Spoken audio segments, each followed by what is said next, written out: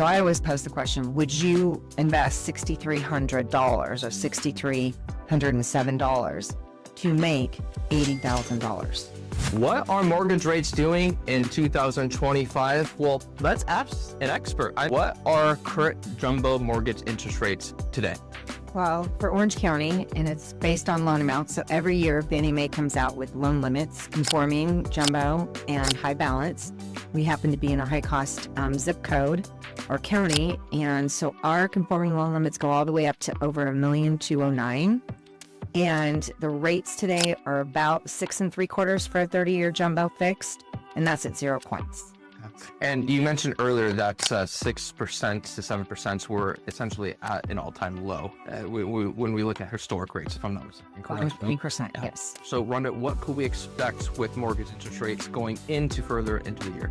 Yeah, that's a great question. I mean, all of us wish we had a crystal ball, right? But a lot of factors go into mortgage rates, and it's not prime rate, it's not anything. It has to do with the 10-year bond.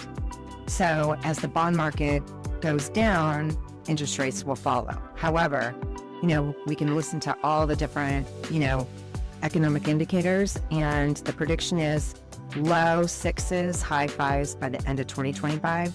I hope that's true, because I think that will, bridge the gap between a 3% and a 7%. One of the things that I want to do is kind of put that into example. So essentially, if someone is buying $1 million property, and let's say they're going to be putting 20% down, which means they're going to be financing about 800,000 of that. Correct. At 6% to 7%, what is the actual difference of those two mortgage rates? So let's do it on an annualized basis, only because, you're buying an investment, right? And it's not an investment as an investment property, but you're investing in real estate, which is how people build their wealth.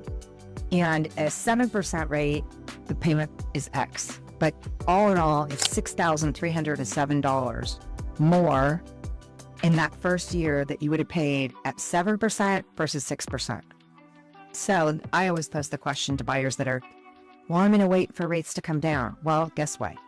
Average appreciation, and it, we do it by city, but I'm just going to take it for the county, is 8%. So if you purchased a property for $1 million and your property value in 1 year went up 8%, what is that number?